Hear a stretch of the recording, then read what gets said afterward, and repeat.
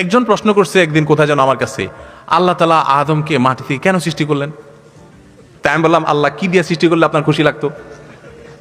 মাটি দিয়ে সৃষ্টি করছেন কেন, আপনার এটা নিয়ে প্রশ্ন। তো আপনি আমার বলেন, আল্লাহ কি দিয়ে সৃষ্টি করলে আপনার ভালো লাগতো? বলেন, কাঠ দিয়ে বানাইলে ভালো লাগতো? কি চান বলেন? তো এগুলা অপ্রয়োজনীয় প্রশ্ন, অপ্রয়োজনীয় প্রশ্ন।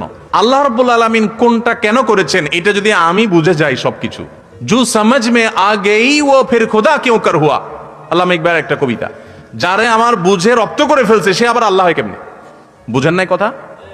আল্লাহর সব কিছু, সব কেনর উত্তর যদি আল্লাহ আমার কাছে দেওয়া লাগে, সব রহস্য যদি আমি ধরে ফেলতে পারি, তাহলে আল্লাহ আর বান্দার মধ্যে পার্থক্য থাকলো কি?